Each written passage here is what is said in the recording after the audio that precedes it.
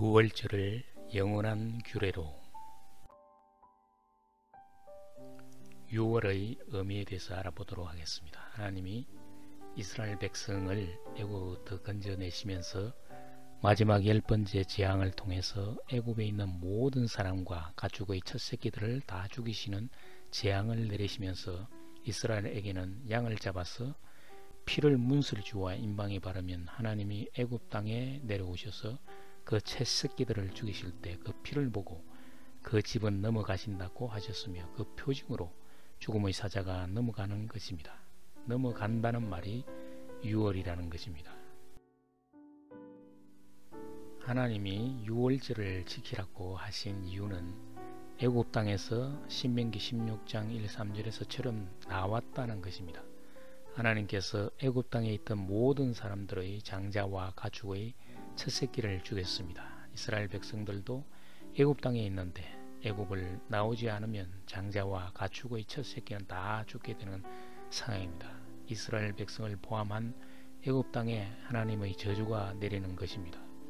그 저주에서 벗어나려면 어린 양을 잡아서 피를 문설주와 임방에 바르면 하나님의 죽음의 사자가 그 피를 칠한 것을 보고 넘어가서 구원을 얻게 된다는 것입니다. 즉 사망 가운데서 건짐을 받게 되는 것입니다.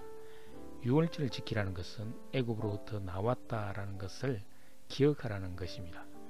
이것도 마찬가지로 영원한 규례로 지키라는 것입니다. 유월절을 영원한 규례로 삼는 것은 그것을 지킴으로 말미암아 앞으로 장차 그것과 같은 것을 해줄 것이라는 의미이며 약속입니다. 그 약속이 곧 예수 그리스도의 이 세상에 오심입니다. 예수 그리스도께서 유월절의 어린 양으로 이 세상에 오셨으므로 이제 유월절의 절기를 지키는 것은 필요가 없어졌던 것입니다. 하나님이 이스라엘 백성에게 영원한 안식을 준다는 것은 애굽에서 종된 상황에서 건져주는 것처럼 그것을 지키는 것이 너와 너희 대대 후손 사이에 하나님과 세운 약속, 즉 영원한 안식을 줄 것이라는 것입니다. 안식일을 지키면서 과거 이스라엘 백성들이 애굽의 종되었는데 이제 해방된 것처럼 하나님께서 장차 예수 그리스도로 말미암아 이 세상에서 구원해 주실 것이라는 것을 신명기 5장 15절에서 말씀하시는 것입니다. 세상에 갇힌 자가 그리스도 안에서 자유인이 됩니다. 모든 인간들은 죄와 사망에 갇혀 있는 것입니다. 즉 이스라엘 백성들이 이집트에 갇혀 있는 것과 같은 것입니다. 예수 그리스도가 오셨습니다. 예수 그리스도는 하나님의 어린 양으로 오셔서 세상 죄를 다 지고 십자가 위에서 죽으심으로 말미암아 죄와 사망 가운데 있던 모든 인생들을 구원하신 것입니다.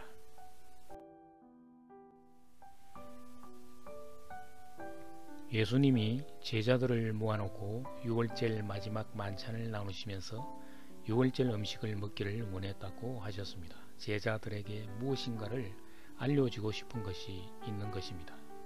유월절이 누구와 관계 있는지를 알려주고 싶었던 것입니다. 예수님이 하나님의 어린 양으로 세상에 왔다라는 것을 알려주고 싶은 것입니다. 떡을 내 몸이라 하고 잔을 주면서 내 피라고 하신 것입니다. 유월절 때 이스라엘 백성들이 어린 양을 잡아서 먹고 피를 문설주에 발랐는데 예수님이 떡을 양식으로 주고 포도주를 문설주에 바르는 것처럼 제자들에게 주신 것입니다. 새 언약은 예수 그리스도로 말미암은 몸과 피인 것입니다. 유월절 어린 양이 예수 그리스도라는 것을 말씀하시는 것은 영원한 규례인 약속의 유월절이 이제 십자가 위에서 죽고 다시 부활함으로 말미암아 그 규례가 완성될 것이라는 것을 제자들에게 알려주는 것입니다. 다음 시간에는 내가 그들 중에 거할 곳은 이라는 내용에 대해서 설명드리도록 하겠습니다. 감사합니다.